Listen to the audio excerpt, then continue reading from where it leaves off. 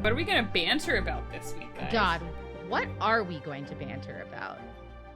Did you know that you can no longer safely drink rainwater anywhere on Earth? Wait, I'm sorry. Let's dig in here. What? This is what we're talking about, apparently. This is the thing! Literal science. Literal science. Rainwater is no longer safe to drink anywhere on Earth. Well, that's a bummer. That seems rude. I'm really good at lighthearted banter, as you can tell.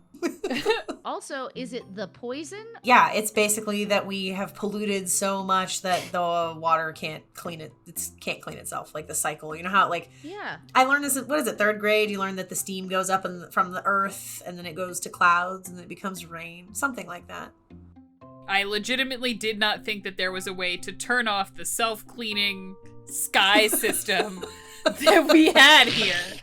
We stopped paying our bill, is what happened. When those people are on that show alone and they have to, like, get clean drinking water, don't people normally, like, pee and then there's, like, a whole system of turning the pee into drinkable water? Can we not do that? That doesn't involve rain. This is a whole other thing. You know what? That's different than rain, Anne. I know! I did not get my degree in that area. I don't know. I realize that it's a golden shower. Oh, God. I regret what I started. Yeah, no, you're right. I want to go back. I want to never have said this. It's too Woof. late. That's okay. See, it was either going to be the rainwater is poison, or it's going to be like the notification we got here in New York, which is, hey, water's got polio in it, because that's back now. What? Oh, God. Yep. Yeah, state of New York sent out an alert going, hey, if you're not vaccinated against polio, maybe get on that shit. Oh, my God. Well, everything's on fire. I want to play D&D. Yep. I don't want banter. I want to go away from here. Take me far, far away. Yeah, let's go play D&D, where we're definitely not dealing with a polluted landscape. Ooh, too soon, too real. Yeah, but it's my polluted landscape, Kris. But it's okay, because at least this one has something we can probably fight. It's the beauty of D&D. There are often solvable problems. You know what? You're right. Let's solve things with magic. Yes. And blades and... Friendship. Yes, you're right, Diana. The power of friendship. And hot bods. Super hot elf bods. See, this Oh, is a dear. great example of why I come to play this game with y'all. If I had to guess, I would think that you guys would want to pick up where we left off, right? That would be great. Yeah, I think, Gotcha. So you would rate rescuing Endo from falling into the bottomless void of sky a high priority for the group. Get on with the rescue. I don't know. I kind of like Schrodinger's safety net here. We might spend this episode with Kris rolling up a new character. Listen, I'm game. And you know what? While Kris ponders that, we're going to flash back.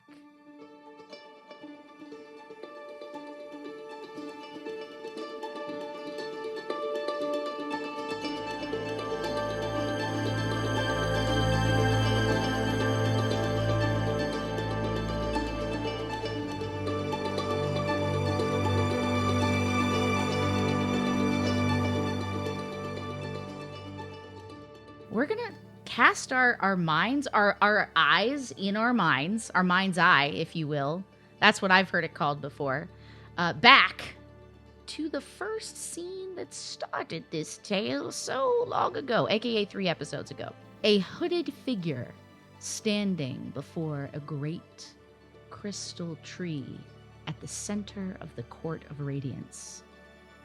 But this time we're not focused on that figure. We're focused above, up in the limbs of this crystal tree, on someone else. Just out of sight as the wind ripples through the glass leaves of this tree like chimes, sitting in the crook of these branches is someone we haven't met before. So welcoming to the show, Syrup.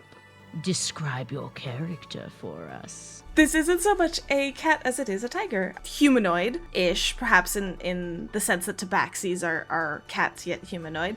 She's sitting there with some soft greens, dresses, armor layered on top, but mostly relaxed and staring up kind of through the filtered leaves to try to capture whatever sky they can see.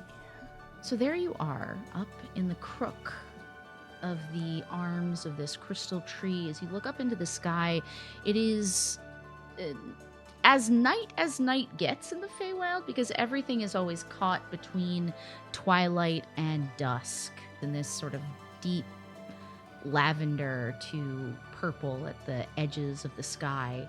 You see stars like freckles painted across. Now go ahead and roll perception for me if you don't mind. That's a great 11. The sound of cracking crystal fills your ears, and suddenly you just grip onto the branch where you are. As you look down for the source of this disturbance to your peace up in the limbs of this tree, you make out a medium-sized hooded creature.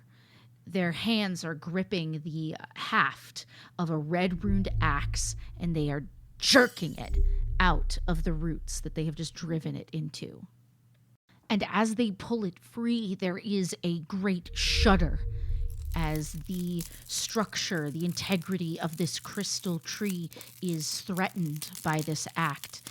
A snaking crack stretches up towards you, towards your branch, and you feel it begin to give.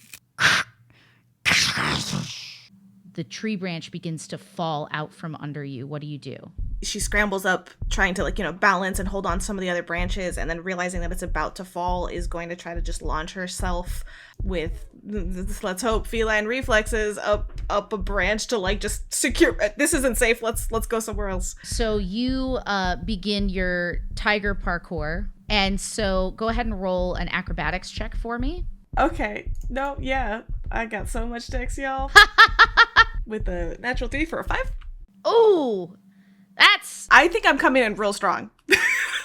It's good. It's good. You know what? You're landing a strong impression. So you leap out, attempting to grab onto another branch as this one clatters and shatters to the ground. And you begin reaching for this other branch. Your claws just scrape against it, and you go thudding to the earth from 30 feet above, taking 12 damn. Ow. You are able to just kind of shake off the impact, and you see this creature look in your direction and go scurrying with its cloak sort of billowing behind it into the dark of the woods. What do? Scramble up and book it after them. So in hot pursuit, you get up. Are you trying to be sneaky about this? Are you trying to be fast? What's your vibe? You said they looked at me, correct? They caught me already? They saw you, and then because there was a sudden realization that somebody else was there, they took off. No need to be quiet about it. I will also utilize my feline agility here to move double my speed, get a little burst of speed in there. You run, and you are quick. But just as you get sort of lock in step with this creature and you reach out your hand wanting to jerk back that hood and reveal this interloper's identity, they pull just a bit forward and turn their head away from you, your fingertips merely brushing the back of the hood. And you hear a whoosh, and they're gone. It's as if the wind blew them away off of this plane out of your life, and then you hear your passive perception picks up crunching, running footsteps in the opposite direction. Shit. Okay. I'm looking around. There's nobody else around here, right? How far is anybody? With the cracking of the tree, with the thudding of your body and the smashing of this crystal branch on the ground, you would think the guards were on their way. They should be here. They should have been here. But they're not. And you get the sense that this is on you. If you are not able to figure out any more identifying features of this person, that the trail could run cold. You may never know who did this to your grove. In Druidic, I want to simply mark the ground in the direction that this person is off into, and I'm going to just try to do my best to listen and continue. Your ears twitch, desperately trying to keep the sound, the direction of this retreat centered in your mind and your understanding. You reach out, you grab some twigs, some bark, some leaves, some acorns, and scatter them on the ground in a symbol that will help people understand the way that you've gone. And then you're off, trundling through the woods, trying to catch up. It's to your left. Wait, you've lost it. It's to your right, and you go scurrying off in that direction, your legs almost swinging out from under you. You're sickened as you hear laughter ringing out around you, echoing against the trees. Someone is toying with you. The hunt is on, and then there's nothing. Until you feel, and I wonder if you could roll a perception check for me. As soon as I hear the laughter, as soon as there's an air of confusion and even potentially mirth, she freezes in her tracks, and just an absolute shiver goes down her spine as her hair kind of stands up. Fur, I should say. 15 perception. You turn at the last possible minute, just as the blade of the axe, shing, slides just beyond your fur. You think it may have clipped just a tiny bit of whisker. Catching your breath, you stand here face to face with this villain. They're about your size. Their shoulders seem broad and strong, even beneath the flow of the cape that is covering their face and their form. But the front of that hood is filled with some sort of preternatural shadow, and all that glares out at you are two glowing, menacing red eyes. No skin, no anything showing that I can capture or just clock. Your perception of 15 was good, so I'm gonna say that you do catch just a tuft of brownish fur sticking out from the edge of a bracer. I think that's still enough to absolutely put her into a panic. She's going to grab her staff and kind of bring it to the front, spitting out who are you? Roll for initiative. Oh, 20. Unnatural. So an unnatural 20 versus an unnatural 19. So you have a chance to act first if you'd like to do anything aside from saying, "Who are you?" To accompany the sound from earlier, wherever we have ended up since then, I am going to thunderclap and echo that as far as I can, as well as direct it at this figure. This person is standing right in front of you, so con save. Okay, they have succeeded. What does that mean? No damage? I think succeed or take. Yep, no damage, I'm assuming. But the sound can still hopefully be heard from 100 feet away. Yes, so the thunder sort of booms out from you. You hear the flutters of birds flying out of trees all around you. You at least think that someone should be able to follow this way if the guards have been roused to their posts back at the grove. But here, this creature takes a crack at you with their axe, and the axe lands a hit on you, and you take 7 more damage. Roll a Constitution save. Oh boy. 19. Okay, so this other effect, you start to feel this horrible feeling of stagnation, of being frozen in place, and it fades away from you as you push forward in this battle. What would you like to do? She starts to backpedal, just staggering backwards, almost half shock, half I'm trying to defend myself, but I also I'm not sure what's happening, and I'm thrown off, but I'm still going to throw. Is there any metal on their body? You can't really see, but they appear to be in mostly leather armor. But they do have the axe, is that correct? But they do have an axe in their hand. Yes, they do. I'm going to focus on that axe that has hit me, and I am not looking great already, and we're gonna heat metal that. The axe begins to burn in their hand, and you hear the hiss. You smell a burning smell, and the axe hits the dirt, and you hear, "Why, you mangy little beast. Well, I bet you're feeling a little tired, aren't you, darling? How many hit points do you have?" 5. You begin to feel the heaviness of sleep fall upon you as this creature begins to circle around you, sort of watching how their spell is taking effect. Curiosity killed a cat, but I might have some use for you. After all, can't have you going around ratting me out back at the Grove. At this point, you know sleep will take you, and with every last breath, you are fighting to stare under that hood, beyond those glowing red eyes. You almost start to make out a bestial sort of snout, a small pink twitching nose, but then it all fades to black.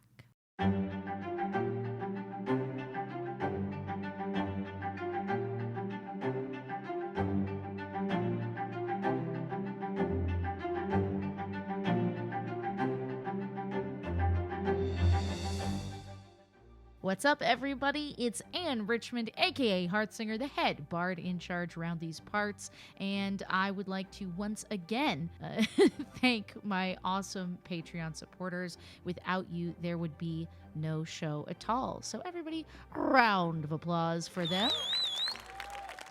Thank you so much. And I just wanted to let everybody know that I have been hard at work making sure the podcast will be available on as many platforms as possible. You'll find us on Apple Podcasts, Google Podcasts, Amazon Music, Audible, iHeartRadio, Stitcher, and Spotify, and of course our home base on Anchor. So lots of different ways to listen to the show. I have also begun uploading episodes featuring all of the awesome art from the show by Elise Illustrations to my YouTube channel. All that to say, if there's a platform out there you like best, then I have tried to make it as easy as possible for you to join us on this adventure. So let's get back into it.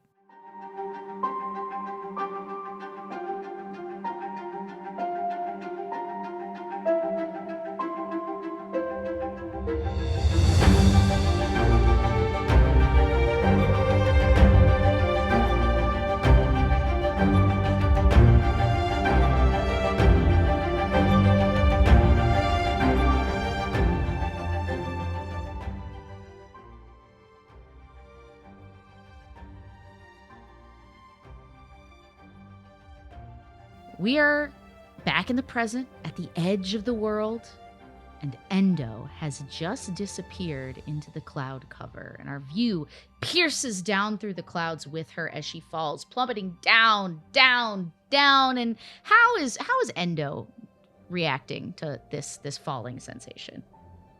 Well, how long am I falling? Yeah, it's been exactly 1 week since you fell, head over heels. For this show. No, you have fallen for like one round, so I think you instantly descend like 500 feet or something ridiculous like that. Oof.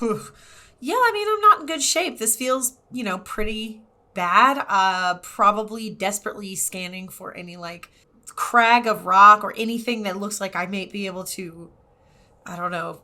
I'm just looking for a place to land. And you have that horrible feeling where your stomach is like jerked up by a sudden fall, but then suddenly it's okay. Suddenly you're just hanging there, and you're in a cloud, so it's very misty. You feel on your shoulders like the grip of a small hand, like a hand that shouldn't be able to hold you up, but somehow is. And there is a teeny tiny little pixie man, a pixie man, if you will, with a shock of neon green hair and little spectacles on the bridge of his nose. Hey, sweetie, you falling for me already? The name's Chad. Chad Dewchug, at your service. Thank you, Chad. I don't mean to be demanding, but perhaps could you take me up there again? I'm supposed to be meeting some people. Yeah. Malachi, let's go. Come on. And you hear like a horrible... Don't drop me. Flurry of buzzing as these dragonfly wings beat at a bajillion miles per hour. Malachi appears to be this iridescent green dragonfly, the perfect cavalry for this strange fairy. And you go soaring up through the clouds. So up on top, you have not yet gotten back to your friends. How are Daria and Brock doing up here? Brock, darling, I'm not entirely sure what to do now. Do you have any brilliant suggestions? I mean, surely she's dead. Brock has scrambled towards the edge of the solid ground that he's still remaining on and is just peering down, desperately trying to like squint and see through the mists below. We've got no idea. Can you fly? Is there anything you can do? I would just fall faster. I'm very flattered that you think I have those capabilities. Unfortunately, no, as magical as I may be, I cannot fly. Shall we say a few words before we move on? Well, we can't really leave a grave marker, can we? So you guys are sort of casting about in both directions, being like, well, this is how this is beginning. Wow. I feel like Tom Sawyer at my own funeral, and I'm not happy with what's happening. I am not happy about this. Both of you hear zzz, and like the increase in buzzing noises as this dragonfly pierces through the veil, and a tiny man who is impossibly holding Endo aloft deposits her onto the floating island next to Daria. This is confirmed the cloud from Mario Kart, right? Damn it. We were so worried, Endo. It's really wonderful to see you. Are you okay? Yes, I'm fine. This wonderful gentleman was kind enough to, just show up when needed. Chad sort of pushes his spectacles up the bridge of his nose, and he goes, "A pleasure to meet you all. Chad Dewchug. I'm a librarian." Of what? Books, sweet cheeks. And he kind of glances sidelong at Malachi, and he goes, "Is it just me, or is she a little fakakta in the old brain pan? Maybe it was the fall or something." Yeah, anyways. Well, the Court of Influence, they had an overdue item, and he points in the direction across the gap between the islands and the edge of the world that you came from. He is clearly indicating the group of dead adventurers that you came upon when you fought the skeleton and his shadow minions. Did you do all that? Oh God, no. I am not that capable. I'm plenty capable in my own way. In fact, he reaches into a little pocket inside his robes and takes out a tiny hand mirror and looks very seriously at himself and says, "You're good enough. You are enough, Chad Dewchug. You're enough." Chad, I just saw you do something rather amazing. I think you truly need to give yourself a little bit more credit. If it weren't for you, we would be lost to our dear friend Endo, so... It's just a little bit of enhance ability. It's just a cool spell, I know. But yeah, I'm from the Court of Influence, and I was sent after these guys, and they just, fortunately, they met a sorry end, and I did not want to get involved when I saw the way it was going. But then you all came out, and I thought, you know what? This is a great show. I'm going to watch this show. Is the platform still moving away that everyone other than Brock is currently on? Yeah, it is. 100% is. Brock, darling, you'd better hurry up. I'll be right there. Hold on. And he takes a few steps back and just runs forward and just does a leap trying to get over to this as well. Go ahead and roll an athletics check for me. Okay, that's not bad. That's a 16.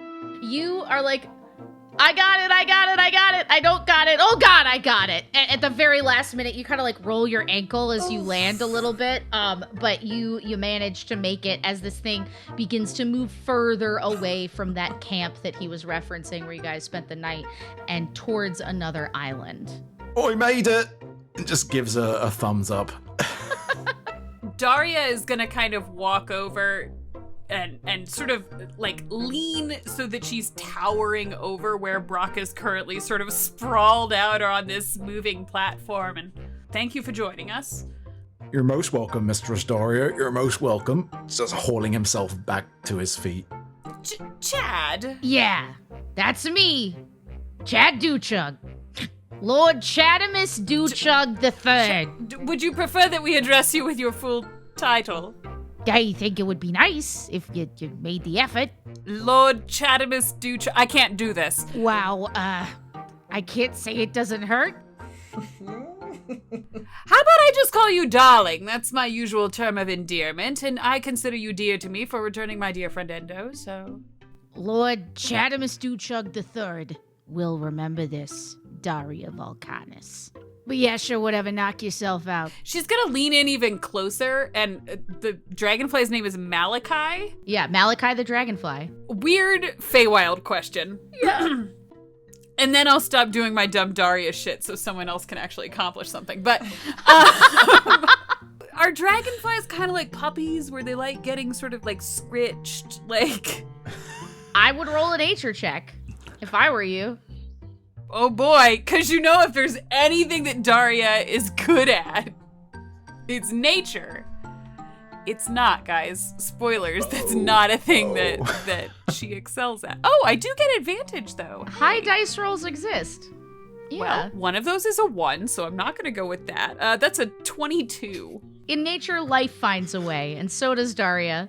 I pet it or it bites me. Those are the rules. Yeah, exactly. So Daria's going to kind of lean in and sort of scritch Malachi behind where she thinks the dragonfly ear holes are. Oh, yeah. Darling, there's no library around here. I don't suppose you know what this is or what these moving platforms are or what that structure over there might be? Well, I thought about checking it out, but I wasn't really into doing it by myself. But now that you're here, maybe, in return for, I'll help you across the Great Divide, so to speak. And then we could all go in together? A foursome. Yeah, a what now? There's 4 of us, so now we're a foursome. You're not alone. Oh, don't mean to interrupt, Mistress Daria, but there are 5 of us, and he points to Malachi.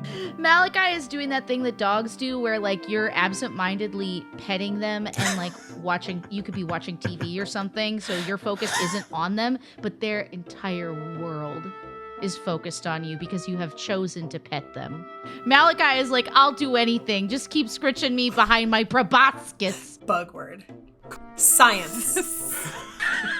Science. Nature. Correct. I'm so sorry. A 5-some then. It's just an orgy at that point, but whatever.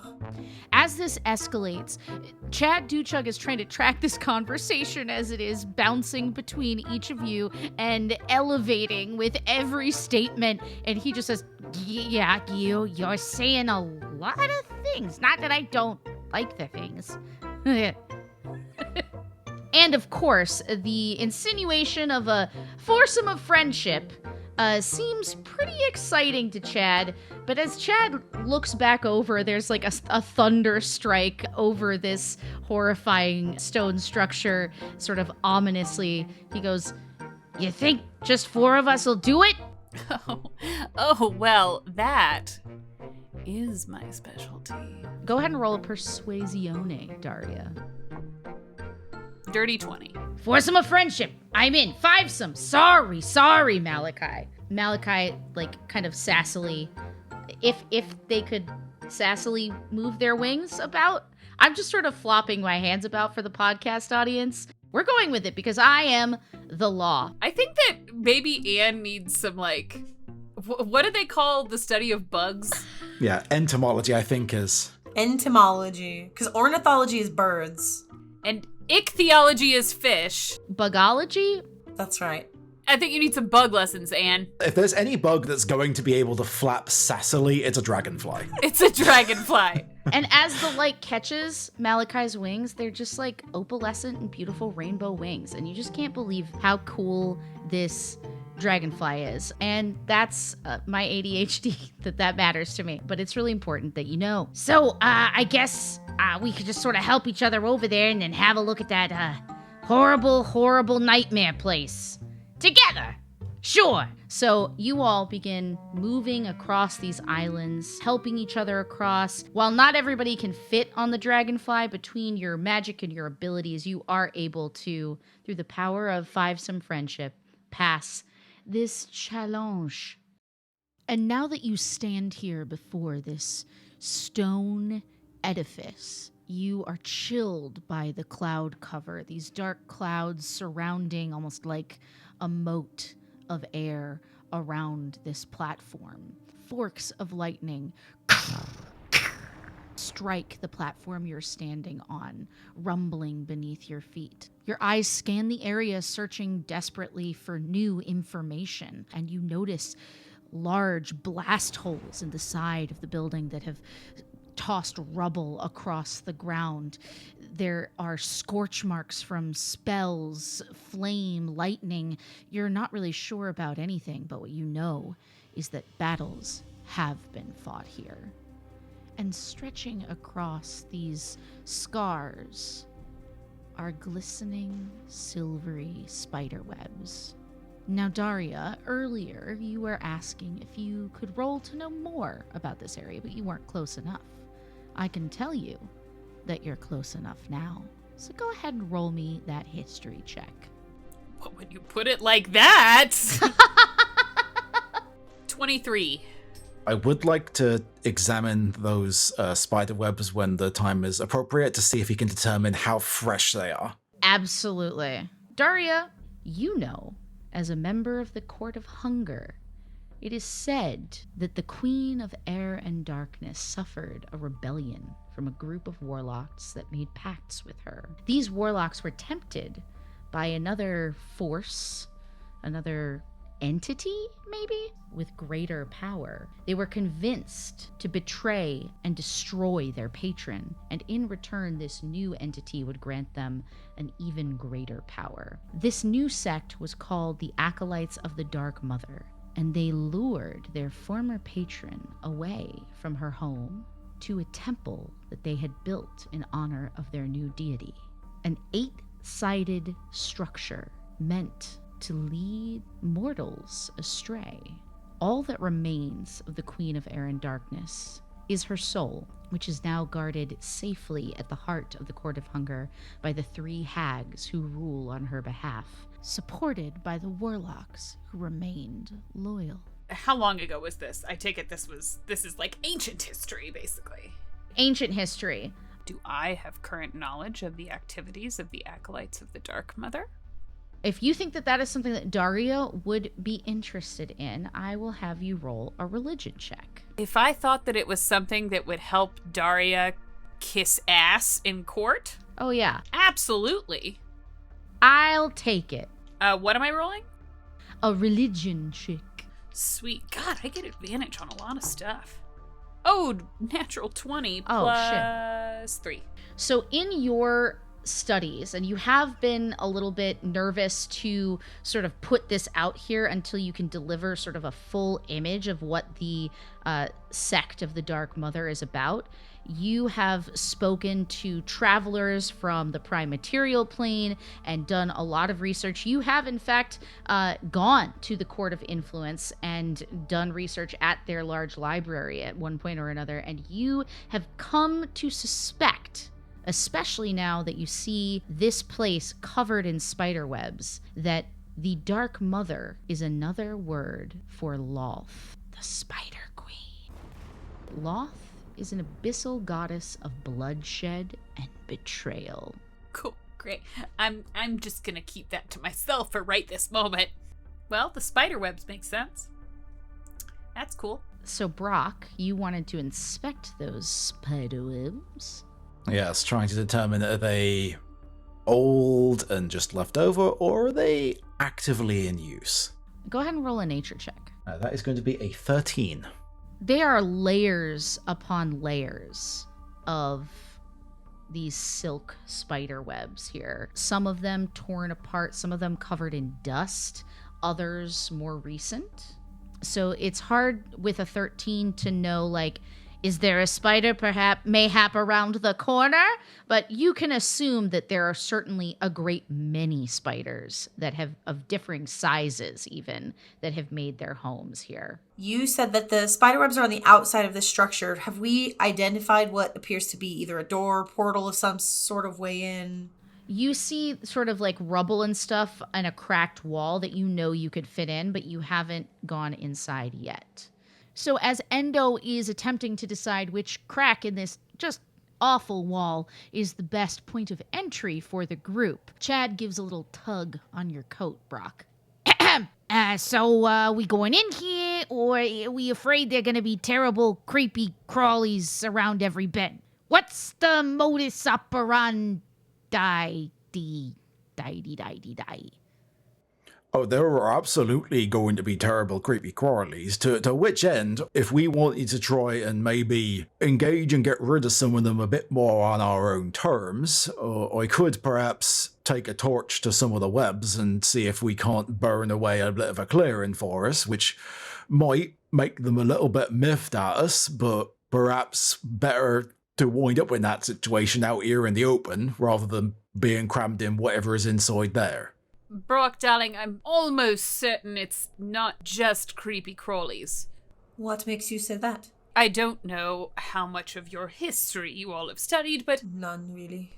this does sort of resemble some of the stories I might have heard about Queen of Air and Darkness being turned upon and, Lolth. Nothing great, really. Okay, so what do you suspect may be in there then?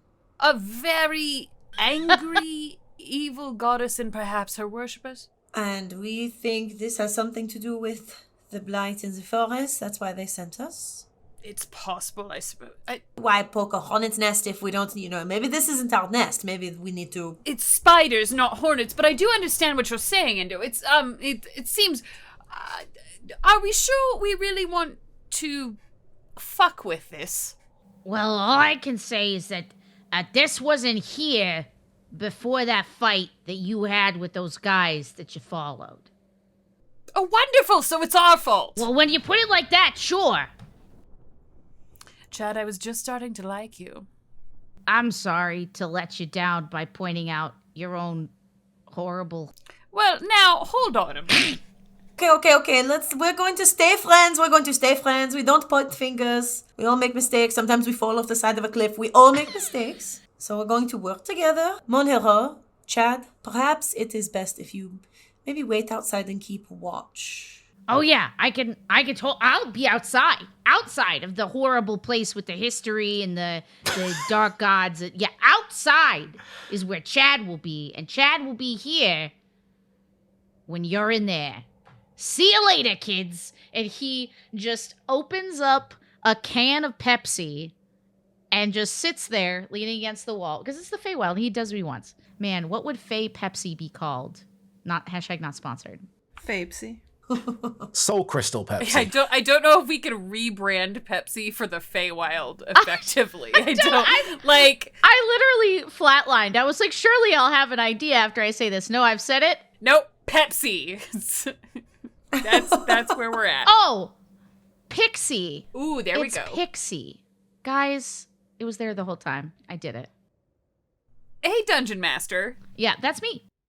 Just out of curiosity, we've slept now, and I had that cool ring that I definitely didn't steal off of a dead body. Totally. Yeah. Do I know what's inside of it yet? Now that you have taken a nice little sleepy bye with your ring, with your cool new ring of spell storing. Cool new ring. It has enlarge, reduce, and illusory script on it. Okay. It sounds like we perhaps broke this, and maybe we have to fix it. Does it look like there's a way around this thing, or is it pretty much this is a solid wall in front of us. I like that better, because that makes it sound like we did something good. Thank you, We're Brock. still doing it correctly, yes. Way to go, us. So, Brock, it sounds like you kind of want to take a survey of this place. And as you do, as you walk around the outside of what you are able to determine is an 8-sided building, this huge stone wall that stretches up from your feet all the way towards the sky. It's almost hard to judge the scale of it. The only reason you realize you've made it all the way around the, couple 100 feet on every side of this floating island is because you discover Chad Dewchug sipping his pixie like a boss and your group of friends. Now, on the one side of the island that you came from, you can still see across the tiers of floating islands that lead back to the campsite. But on the far side, you saw more broken bits of stone and floating islands drifting through the mists and moving into cloud cover. You could say it's a little Silent Hill-esque, or perhaps even that you've reached the end of the zone, so to speak. Okay. But it does seem like this is the place you need to be if this is the direction that the group is choosing to commit to. Don't really look like there's much anywhere else for us to go, I'm afraid. There's more of the broken islands over on pretty much all of the sides, but there's really no indication of how far they might go, so I'm very sorry to say that I suspect this might be our best course of investigation for right now. While you've seen, blasted holes into the wall, you look to the right and you notice something you didn't see before. A door. Was it there this whole time? It can't have been. You were here, you walked around the entire building, and yet, there it stands. I, of course, am more than happy to go in first. Okay. We can get our hands a little dirty, it's fine. It's okay. It's gross, but it's okay. With Brock's consent, I'll kind of extend my hands towards either side of your face and pause, waiting for any indication that you're not about to panic and run off the side of this island. Oh, his eyes are pure panic, but does manage to sort of squeak out, "Do whatever you think is best, Mistress Endo." Okay, I think this will help. And I'm going to just ever so briefly make contact with either side of your face. And you would feel this maybe kind of a trill up your legs and up your spine. You feel maybe just a half step more invigorated, so you would get advantage on your next initiative roll, whenever that may be. Awesome. In the same motion, kind of extend a hand upward, and in the palm of my hand, it looks sort of like a few tinkling little motes of starlight, and I will crush my hand closed, and they kind of poof across all of us. And I'm going to do my Eyes of the Night blessing, so we all have unlimited dark vision for 10 minutes. Great clerical work, if you can get it. Listen. And so there you all stand, taking in this door, this new opportunity to explore. It's wedged into the rubble where a blast hit the wall, a bit off its hinges, Wimmoy. But of all the blast holes or other opportunities for entry that you may have considered so far, at least this one seems like an intended route of entry. Brock will turn back to the other two and look for, he's not going to say anything, but will look for confirmation before attempting to touch the door. I don't, is it locked? Could I check out the door and see if there's anything kind of sus about it? Yeah, go ahead and roll an investigation check. I don't trust these pure beans. I'm not going to lie to you. I'm going to extend a hand just sort of at waist level and brush the back of her hand and cast guidance on her. You get an extra D4. Well, then that makes this a really good roll. 24. Oh, sure. You notice a couple arcane sigils along the door frame. You don't know if it's a trap. May I offer you an Arcana check in this trying time? Since I'm right there, I'll take a look-see. That's 15. Yeah, there's something about teleportation magic, which is pretty common in the Feywild, but it seems like opening this door or walking through it could have some sort of effect on your placement in time and space. Is there anywhere to go outside of this door? Daria, you are unsatisfied with this obvious route of entry and begin looking for something with a little more pizzazz, a little more subterfuge, perhaps. And you take a look at these blast holes in the wall. There are a few where the larger bits of rubble might make good climbing anchors or jumping anchors to get to some of the larger holes. Giggity. But seeing these, and all of you kind of are watching where Daria is looking, and Endo and Brock, with your passive perception, you are able to sort of point in the direction of where you see one of these holes seems to open up to a set of stairs. The whole thing is very MC Escher, stairs to nowhere, or at least the somewhere they lead is beyond what you can see right now. My darlings, I think we'd better leave the door alone. Of course, as you wish. Okay. And following Daria, you begin trying to scramble up the side of this building using the rubble and pull each other through the opening in the wall. And the first thing that you notice is that sound is different, dampened. Except for the sounds, every so often, of skittering or drips of some foul-smelling liquid. It's acrid and moist, moldy. But, with a little help from your friends, aka the artist currently known as Endo, you can, at the very least, see. And in the depths of these grayscale shadows, there are blinking eyes, each in sets of 4. Some larger, some smaller, and as you grab for your weapon, you simply wait, expecting initiative, expecting battle to break out. But that's when you realize that these creatures are simply watching. They are not threatened by you at all. Let's try the stairs.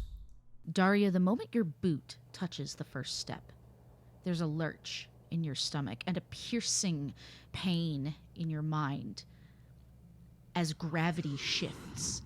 And when your vision clears, disoriented, you find that you're not walking up a set of stairs as you were a moment ago, but each of you is experiencing now walking down a set of stairs into a rectangular room with several doors. And it is in this way that each of you discovers this is a place to lead people astray.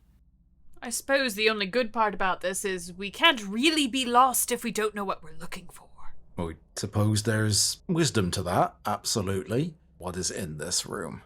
In here, you see what looks like a long table with several chairs on, I will say 8 chairs. That makes sense. There seemed to be this motif on the wall of an 8-pointed star with a circular image in the center that looks like a Black Widow's crest. There are also unlit torches, but you are very aware of the fact, because you looked before, Brock, at the spider webs, that people have passed this way, that some of these webs that should stretch across the room have now fallen. I don't reckon that we're the first people to have been through here in quite some time.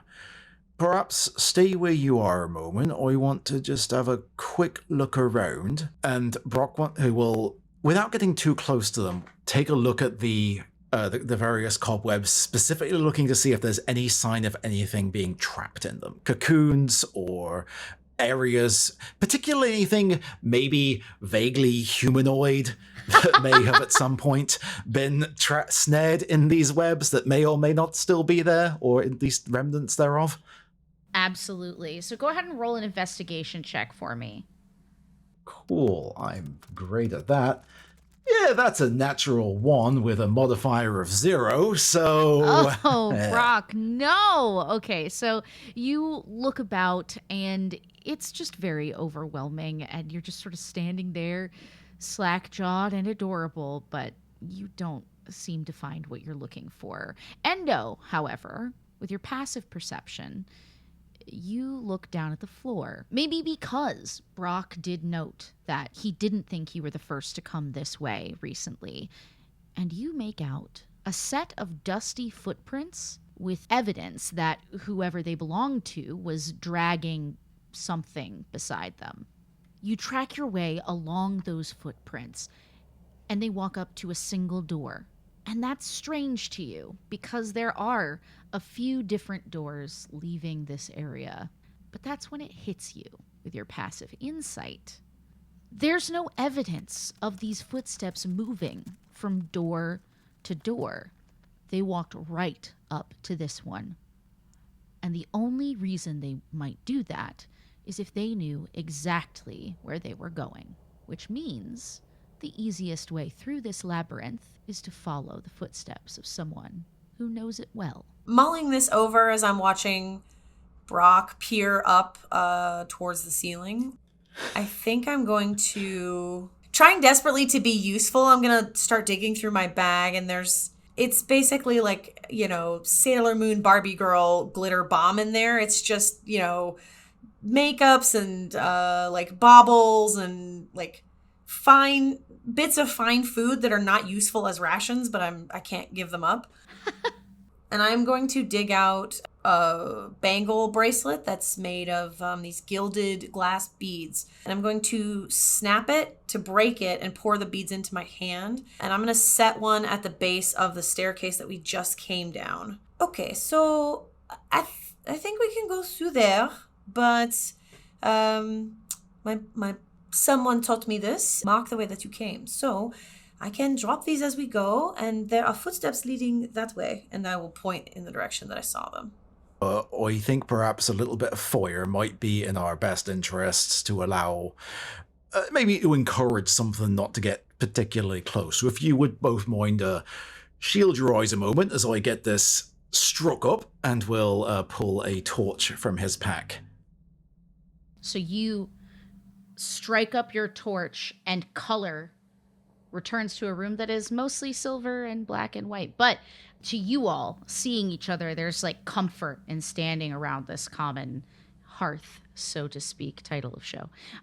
So you are all able to continue moving forward along the path left by these footprints. Go ahead and roll a survival check, somebody who's feeling feisty and ready for it. 18 on mine. Let me assist, because I have proficiency in this as well. I'm not very interested in survival, so. 19 to assist. Working together, you begin to track these footsteps from room to room. And just when you're comfortable, you lose your sense of direction again. Walking into a room, and as you pass through the door, it's as if you're walking right into the room you just came from. You find those footsteps again in that room, this time more careful, and you notice something with a sickening drop in your stomach. There's been blood along this path. Whatever they're dragging, it might be a person. That person or creature might be injured. But it is that blood that helps you to clearly find your way to the center of this maze. A door that swings open into a large 8-sided chamber. And in the center of this chamber, suspended through several wrapped pieces of webbing, is a large ovular shape hovering over the ground. And on the ground, you can see sketched out several arcane markings that all seem to come to 8 points. All around you are slumped forms of creatures, none moving, except for one that lays at the edge of one of those 8 points. You see the form of a tabaxi, barely breathing. The face is turned towards you, eyes closed. You note with interest the tiger-like features, the tawny black and white fur rippling as a breath shudders through the unconscious body. I would like to approach the giant ovular thing. Okay. And try and determine what it is. You begin to step forward. You move your foot at the last second because you realize that the markings are made of chalk, and you begin sort of hopscotching your way through these runes to the center of the room, and you see the egg appears to be blackened on the bottom, and there are veins of red that move up from it towards the top. Everything smells of ash. If you wanted to make a nature check, you might be able to figure out more about what this is. I'm more curious, honestly, about the sigils that are underneath whatever this is, because I feel like it's far more likely that I would recognize those. Sure. I'm specifically trying to determine if the sigils are a summoning of some kind or if it's a containment of some kind. 100%. These are all the right questions to be asking. And you did, in fact, roll really high on your check for the arcane runes on the edge of that door before, and you are recognizing some of those same shapes. This is all teleportation magic and evocation, a summoning of something that would require more than a single person to operate it. But you know that there's more fuel for magic than a pearl or a diamond. Sometimes more is required. You, in fact, know that on a very intimate level as a blood hunter. You can't help but take a sharp breath inward as you recognize the signs, the piles of bodies, the unconscious tabaxi. Sometimes a more personal sacrifice must be made for great power to be acquired. Someone has been spinning this bloody web for a very long time.